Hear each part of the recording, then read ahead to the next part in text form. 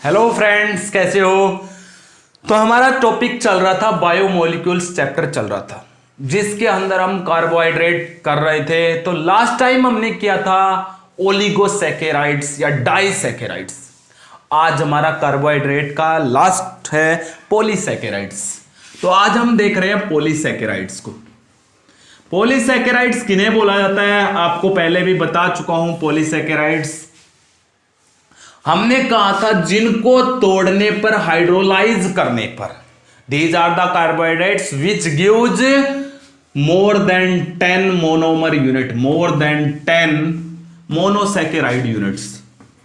10 से ज्यादा monosaccharides units जो देते हैं ऑन हाइड्रोलिसिस, हाइड्रोलाइज करने। तो हमने कहा था पॉलीसैकेराइड वो होते हैं जो तोड़ने पर कितनी देते हैं, 10 से भी ज्यादा मोनोसैकेराइड यूनिट्स देते हैं, उनको हम बोलते हैं पॉलीसैकेराइड्स। हो जाएगा। पॉलीसैकेराइड को जनरली लिखते हैं C6H10O5 और इसके बाहर होता भी N। इस फॉर्मूले से इनको डिनोट किया जाता है। ठीक है, C6H10O5N। और यहां पे N मोर देन 11 या 12 होता है, मोर देन 11 या फिर कितना होता है, 12 होता है। ठीक है, ये आपके पास है पॉलीसैकेराइड का general formula. N is more than 11 से ज्यादा होता भी, कितना ही भी हो सकता है। ये होते हैं पॉलीसैकेराइड्स। ये polysaccharide, most of the polysaccharides जो होते हैं वो वाटर में इनसोलुबल होते हैं। कैसे होते हैं भाई, वाटर इनसोलुबल होते हैं। मोस्ट ऑफ, सभी नहीं कह सकता, कुछ सोलुबल भी होते हैं, मोस्ट ऑफ इनसोलुबल होते हैं। क्यों? क्योंकि इनका इतना बड़ा स्ट्रक्चर हो जाता है कि हम इनको जब डिजोल्व करते हैं तो डिजोल्व करना रेयर हो जाता है, क्योंकि बड़ा साइज का पार्टिकल वाटर में डिजोल्व नहीं होता है। तो ये क्या होते हैं, most of the insoluble in water. अगर हम पॉलीसैकेराइड की बात करें तो हमारे सिलेबस में 2-3 पॉलीसैकेराइड है, जिनमें सबसे पहला मैं बात करता हूं स्टार्च की। किसकी बात करते हैं भाई, सबसे पहला है स्टार्च। स्टार्च को हम, क्या होता है, ये प्लांट्स का स्टोर्ड फूड होता है। It is the stored food of plant. Plant का stored food of plant. Plants के अंदर जो स्टोर्ड फॉर्म में होता है, जैसे आलू है, स्वीट पोटैटो है, शकरकंदी, उसके अंदर क्या होता है, स्टार्च ही तो होता है। वो प्लांट्स के अंदर स्टोर्ड फूड है, उसे हम क्या नाम देते हैं, stored food of plant is known as starch. जैसे कि मैंने तुम्हें बताया पोटैटो, स्वीट पोटैटो, ये क्या है, ये सब यही तो है, पोटैटो, स्वीट पोटैटो, ये आपके पास सब कुछ क्या है, ये आपके पास स्टोर्ड फूड है। और इस स्टोर्ड फूड में क्या होता है, स्टार्च होता है। तो प्लांट्स का stored food is known as starch. हो जाएगा। अगर हम जनरली स्टार्च को देखते हैं तो अब ये बताता starch is insoluble in water, insoluble in water. But लेकिन क्या कह रहा है, स्टार्च हैव 2 कंपोनेंट्स। स्टार्च के कितने कंपोनेंट होते हैं, स्टार्च के 2 कंपोनेंट होते हैं भाई, मेनली 2। कौन कौन से, एक का नाम होता है भाई अमाइलोज, एक को हम क्या नाम देते हैं, अमाइलोज, और दूसरे का नाम होता है अमाइलोपेक्टिन। तो starch have 2 component, one is the amylose and other is amylopectin. तो स्टार्च के 2 कंपोनेंट, एक को नाम अमाइलोज बोलते हैं, दूसरे को अमाइलोपेक्टिन बोलते हैं। ठीक है, अमाइलोज एंड अमाइलोपेक्टिन। बोलो समझ आया नहीं आया। अगर हम स्टार्च के अंदर देखें तो 15 से 20% होता है अमाइलोज और 80 to 85% होता है अमाइलोपेक्टिन। यानी कि स्टार्च के अंदर किसकी अमाउंट ज्यादा होती है, स्टार्च के 2 कंपोनेंट है, 2 चीजों से मिलकर बना है, एक अमाइलोज और दूसरा किससे मिलकर बना हुआ, अमाइलोपेक्टिन। अमाइलोपेक्टिन तो होता है 80 से 85% स्टार्च के अंदर, और अमाइलोज कितना होता है, 15 से 20% होता है। और ये किसका स्टोर्ड फूड है, प्लांट्स का स्टोर्ड फूड है अमाइलोज। अमाइलोज को जब हम देखते हैं तो आपके नीट में क्वेश्चन आया हुआ है, कौन सा कंपोनेंट स्टार्च का वाटर सोलुबल होता है, तो amylose is water soluble. Amylose कैसा होता है, वाटर सोलुबल। बताऊंगा रीजन क्यों है, लेकिन जो अमाइलोज पेक्टिन होता है ये वाटर इनसोलुबल होता है। ये वाटर के अंदर कैसा होता है अभी, इनसोलुबल होता है। तो अमाइलोपेक्टिन इज वाटर इनसोलुबल। एक एक बात आपको पता होनी चाहिए। हम पॉलीसैकेराइड पढ़ रहे हैं, मोस्टली इनसोलुबल होते हैं। इनका जनरल फॉर्मूला ये होता है, यहाँ पे एन की संख्या मोर देन 11 होती है। फिर सबसे पहला पॉलीसैकेराइड हमारे सिलेबस में स्टार्च है। स्टार्च को हम बोलते हैं प्लांट्स का स्टोर्ड फूड बोलते हैं। एग्जाम्पल जैसे कि आलू है, शकरकंदी है, ये वाटर में इनसोलुबल होते हैं। लेकिन स्टार्च के दो कंपोनेंट होते हैं, एक को हमने नाम दिया अमाइलोज, दूसरे को हमने क्या नाम दिया, अमाइलोपेक्टिन। अमाइलोज जो होता है स्टार्च के अंदर वो 15 से 20%, ये 80-85%। ये वाटर सोलुबल होता है और ये वाटर क्या होता है, इनसोलुबल होता है। बोलो इतना समझ आ गया या नहीं आ गया? अब अगर हम क्या करते हैं, अमाइलोज का aqueous solution, aqueous solution of amylose, aqueous solution of amylose gives blue colour, ध्यान से सुनना मेरी बात, ऑफ अमाइलोज गिव्स ब्लू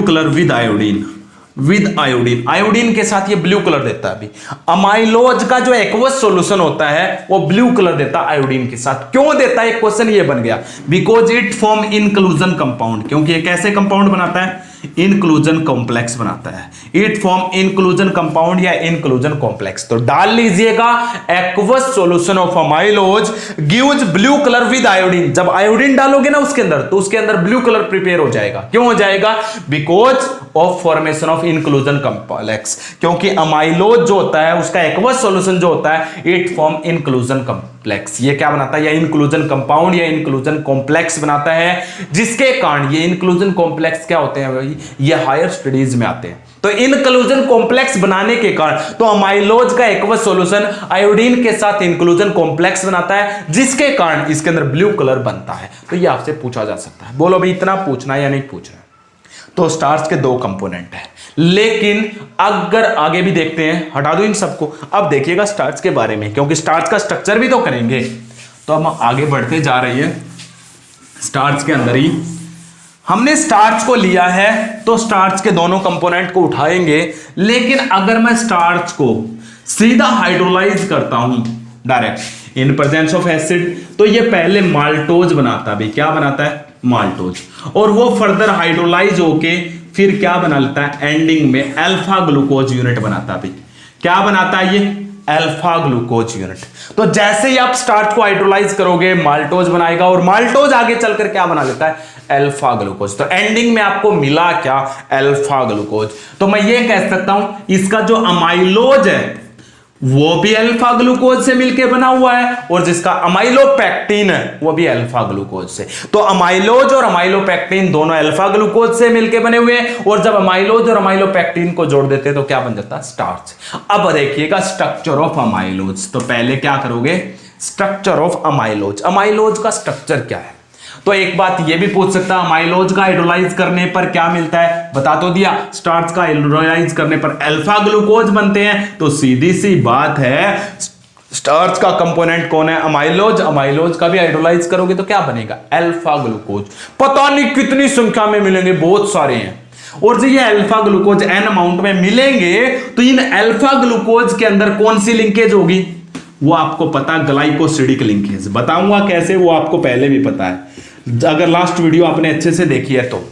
जो ये ग्लाइकोसिडिक लिंकेज बनती है, इसके अंदर एक ग्लूकोज का C1 कार्बन, दूसरे का C4 आपस में कौन सी लिंकेज बनाते हैं, ग्लाइकोसिडिक लिंकेज। एक का C1 दूसरे का C4, लेकिन इसमें तो बहुत सारे हैं। ध्यान से देखिएगा कैसे। मान लेते मेरे पास ये कोई अल्फा ग्लूकोज है, ठीक है, ये एक अल्फा ग्लूकोज है, इसका ये C1 कार्बन है, ये C4।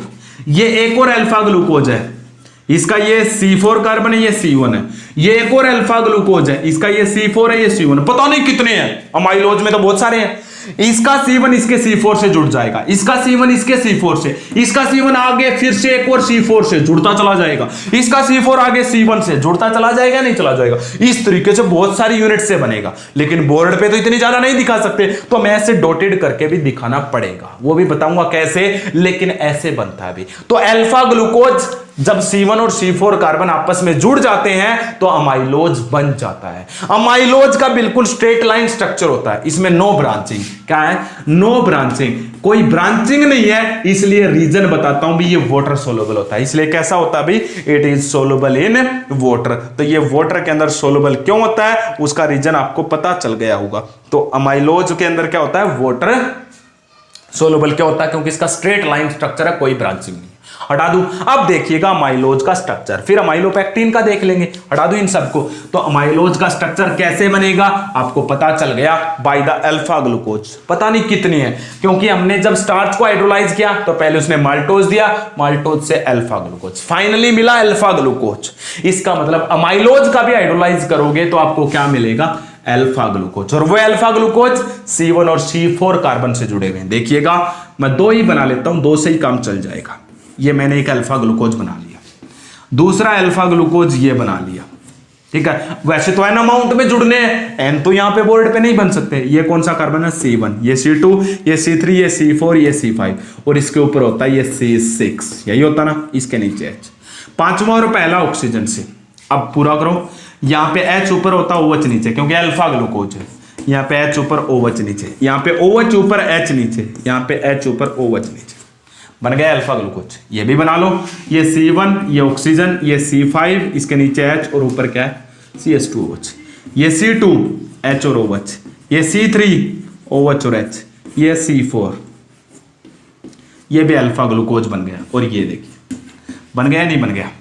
अब जो नजदीक है उनको जोड़ दो, इसका C4 कार्बन उठा लो, इसका C1, इसका OH उठाना, इसका भी OH उठाते ना, एक का OH एक का H2O निकाल दो, और क्या बच गया? एक ऑक्सीजन। उस ऑक्सीजन से इन दोनों को जोड़ दो। ये कौन सी लिंकेज है भाई? Glycosidic linkage. बताया था या नहीं बताया था? पीछे हो गया। लेकिन इतना नहीं छोड़ सकते, इसमें तो दो यूनिट आई, और दो यूनिट जब अल्फा ग्लूकोज C1 और C4 कार्बन से जुड़ते हैं तो लास्ट वीडियो में देखिएगा माल्टोज बनता है। ये तो माल्टोज बन गया, लेकिन हमें बनाना क्या? माइलोज। उसमें एन अमाउंट में पता नहीं कितने हैं। तो अब मैंने बताया था, अब इसका C1 आगे एक और अल्फा ग्लूकोज या यूनिट यहां पे बनाओगे तो उसके C4 से जुड़ेगा या नहीं जुड़ेगा? लेकिन मैं यहां पे बोर्ड पे बनाने की जरूरत नहीं है, इसलिए क्या करें? इसके OH का H निकाल के और डॉटेड करके दिखा दे भैया, आगे जुड़ेगा, दिखा सकते हैं। इसी तरीके से इसका C4, इधर एक और अल्फा ग्लूकोज आएगी, उसके C1 से जुड़ेगा या नहीं जुड़ेगा? इससे बेटर इसके भी OH का H निकाल के उसको डॉटेड करके दिखा दें, भाई समझ जाएगा जो एग्जामिनर है, भाई यहां आगे चेन बढ़ रही है, पता नहीं कितने alpha glucose C1 C4 C1 C4 C1 C4 जुड़े हुए। ये देखिएगा भाई अमाइलोज का स्ट्रक्चर। बोलो समझ आया नहीं? अगर यहां पे आपने OH छोड़ दिया, यहां पे भी OH छोड़ दिया, तो वो माल्टोज बन जाएगा भी, क्योंकि माल्टोज में दो यूनिट होती है। लेकिन हमें यहां पे N यूनिट दिखानी है तो बोर्ड पे तो नहीं दिखा सकते ना, N तो पता नहीं कितना होता है, इसलिए आप डॉटेड करके ऐसे दिखा दो। इसका C4 आगे C1 से जुड़ेगा तो इसका OH से जुड़ता है, तो OH का H निकाल के दिखा दो, यहां ये जुड़ रहा है, डॉटेड करके। इसका भी OH का H निकाल के दिखा दो, हमें डॉटेड करके दिखा दो, ये जुड़ रहा है। बन गया नहीं बन गया? ये था अमाइलोज का स्ट्रक्चर। आगे देखिएगा तो अमाइलोपेक्टिन का। अमाइलोपेक्टिन कैसे बनता है ध्यान से देखना भी, हटा दो इन सबको भी। अमाइलोपेक्टिन बहुत ही इंपॉर्टेंट है, अमाइलोपेक्टिन का स्ट्रक्चर भी कई बार आया हुआ, अमाइलोपेक्टिन का स्ट्रक्चर, अमाइलोज का स्ट्रक्चर। तो अमाइलोपेक्टिन और ले लेते हैं।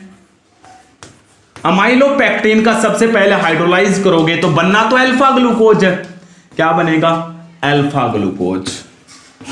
लेकिन इसके अल्फा ग्लूकोज कैसे जुड़ते कैसे वो देखिएगा, जुड़ने का भी बताता हूं। इसमें पहले चैन बनेंगे भी ऐसे। चैन कैसे? मान लेते हैं, देखो ये एक अल्फा ग्लूकोज ले लिया मैंने, पहले जनरली समझा रहा हूं। इसका ये C4 कार्बन, इसका C1 कार्बन, यहां पे भी अल्फा ग्लूकोज ले लिया, ये अल्फा ग्लूकोज लिया, इसका C4 कार्बन, ये C1 कार्बन, ये अल्फा ग्लूकोज लिया, इसका C4 कार्बन, इसका C1 कार्बन, हो गया।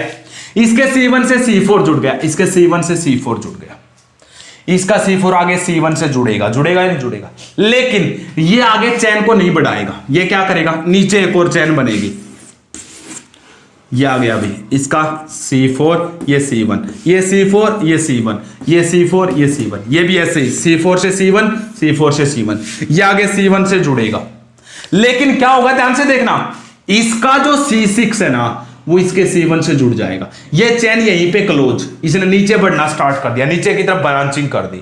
इस तरीके से एक चेन बनी C1 और C4, C1 C4, लेकिन उस चेन ने कहीं ना कहीं पे अपने आप को बंद करके और क्या किया, उसकी C1 ने नीचे एक और चेन के C6 से जोड़ दिया। तो इसके अंदर कैसे बनती है, एक का C1 दूसरे का C4, फिर नीचे C6 से इसका C1 जुड़ जाएगा। इस तरीके से ब्रांचिंग बनती है। तो माइलोपेक्टिन अल्फा ग्लूकोज से मिलकर बना हुआ, लेकिन कैसे, एक का C1 एक का C4, ये लॉन्ग चेन बन रही थी, लेकिन इस चेन ने एकदम से नीचे ब्रांचिंग कर दी, नीचे एक और चेन बन रही थी, वही C1 C4 C1 C4 से जुड़ के, लेकिन इसके C1 ने नीचे C6 से। इसी तरीके से फिर इसका C1 नीचे एक और चेन आएगी, उसके C6 से जुड़ जाएगा। इस तरीके से ब्रांचिंग चलती है, और ब्रांचिंग के कारण ये वाटर में कैसा होता है, इनसोल्युबल होता है।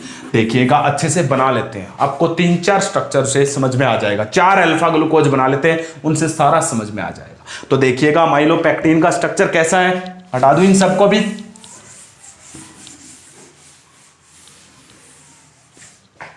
इसके अंदर ब्रांचिंग होती है, चेन पे चेन चलती है। एक चेन तो यहां से स्टार्ट कर देता हूं, मान लेते हैं एक चेन ये बन गई, ये इसका C1 alpha glucose HOH HOH OH और H और OH CH2OH और H और ये बन गया होगा। इसी तरीके से ये है HOH H और OH OH और H, ये H और OH, ये CH2OH और H और ये ऑक्सीजन हो गया। इसका ये C1 है, ये C4 है, जोड़ दो आपस में, OH और OH H2 निकाला, ऑक्सीजन से जोड़ दिया, हो गया। अब इसका C4 आगे किसी से जुड़ेगा, इसके एक और C1 से, तो ये ऑक्सीजन रख लिया और ये ब्रांचिंग करके डॉटेड करके दिखा दिया, हो गया। ये चेन चल रही थी, लेकिन इस चेन ने क्या किया, ध्यान से देखिए, एक और चेन नीचे चल रही थी ऐसे ही, सेम तरीके से एक और चेन ऐसे नीचे ही चलती आ रही थी, ये ऐसे चलती आ रही थी, पता नहीं चैन पे चैन चलती रहती है, HOH HOH OH और H HOH CH2OH H और ये ऑक्सीजन हो गया। फिर से यहाँ पे CH2OH और H, ये ऑक्सीजन, ये H और OH, ये H और OH OH और H H और OH हो गया। इसी तरीके से यहाँ पे भी CH2OH, ये H oxygen, HOH HOH OH H और ये HOH हो गया। ये भी चेन चल रही थी, इसका ये C1 है, इसका C4 है, OH और OH H2 निकाल के ऑक्सीजन, इसका और इसका भी आपस में जोड़ दो, इसका C1 इसका C4 जोड़ दिया, ये चेन चल रही थी। यहाँ पे इसका 4th कार्बन भी H निकाल के डॉटेड करके दिखा दिया। ये दोनों चेन चल रही थी, लेकिन क्या क्या, इस चेन को इस चेन से जोड़ना है, कहीं ना कहीं से भी जोड़, जहां से भी जोड़ोगे, ये ऊपर वाली चेन, ये C1 इसका और इसका C6 ले लेते हैं, ले लिया, इसका OH और इसका OH H2 निकाल दो, क्या रह गया, ऑक्सीजन जुड़ गया। देखिएगा, अब ये चेन इधर नहीं बढ़ेगी, ये यहीं पे स्टॉप हो गई, ये नीचे वाली बढ़ती रहेगी, ये नीचे वाली फिर नीचे किसी से C6 से बना लेगी। इस तरीके से बनता भी, देखो C1 C4 चल रहा था, C1 C4 C1 C4, लेकिन क्या किया, कहीं ना कहीं पे C6 ने C1 से जोड़ लिया। देखो ब्रांचिंग आ गई या नहीं आ गई। अब यहां पे क्या होगा, ध्यान से देखना, ये आगे बढ़ रहा है, ये भी आगे बढ़ रहा है, लेकिन इसका C1 आगे C4 से जुड़ेगा, तो इसका H निकाल के इसको भी डॉटेड करके दिखाना पड़ेगा। तो जितने भी C1 और C4 हैं वो सारे दिखाने पड़ेंगे। ये देखिएगा भाई, अमाइलोपेक्टिन ऐसे बनता है, C1 C4 से चैन चल रही है, C1 C4 से चैन चल रही है, लेकिन नीचे वाली चैन का C6 ऊपर वाले के C1 से जुड़ जाएगा। अब इसका C1 इसके C6 से जुड़ गया, जुड़ गया नहीं जुड़ गया। इस तरीके से ये ब्रांचिंग होती है। ये है माइलोपेक्टिन का स्ट्रक्चर। बोलो समझ आया नहीं आया? ये था माइलोज और माइलोपेक्टिन का स्ट्रक्चर। चलें फिर आगे नेक्स्ट देखते हैं। फिर दूसरा हमारे सिलेबस में जो इंक्लूडेड है वो है पॉलीसैकेराइड। दूसरा पॉलीसैकेराइड हमारे सिलेबस में जो है वो है सेलुलोज। दूसरा पॉलीसैकेराइड जो हमारे सिलेबस में इंक्लूडेड है सेलुलोज। तो हम सेकंड बात करते हैं सेलुलोज की। सेलुलोज, सेलुलोज भी कहां पे प्रेजेंट होता है? It also present in plants not in animals. कहां पे प्रेजेंट होता है? Present in plants. एनिमल्स में क्यों नहीं हो सकता भी? इसको डाइजेस्ट करने के लिए एक एंजाइम की जरूरत हो, सेलुलेज। कौन सा एंजाइम? सेलुलेज। तो आपसे पूछा जा सकता है why cellulose not present in animals. Because to digest cellulose a enzyme is required cellulose which is not present in animals. Animals के अंदर सेलुलेज एंजाइम नहीं होता जो सेलुलोज को डाइजेस्ट कर सके, इसलिए सेलुलोज केवल प्लांट्स में होता है, एनिमल्स के अंदर नहीं होता है। तो सेलुलोज भी कैसा होता है अभी, वाटर इनसोलुबल होता है। ये वाटर के अंदर कैसा होता है अभी, इनसोलुबल होता है। लेकिन ये किसके अंदर सोलुबल होता है, ये होता है ammoniacal solution of Cu2 positive या cupric hydroxide, cupric ion. Cupric ion का जब अमोनियकल सॉल्यूशन लेते हैं तो उसके अंदर ये सोलुबल होता है। तो लिख लो cellulose insoluble in water but it is soluble in ammoniacal solution of cupric ion. Cupric का मतलब Cu2 पॉजिटिव आयंस के अमोनिया के साथ, अमोनियकल का मतलब होता है अमोनिया के साथ जो सॉल्यूशन बनता है उसके अंदर ये सोलुबल है, उसके अंदर क्या ये सोलुबल है, हो जाएगा। इसको बोलते हैं सचविट्जर रिएजेंट। इसको क्या बोलते हैं, सचविट्जर, WEITZER, सचविट्जर रिएजेंट।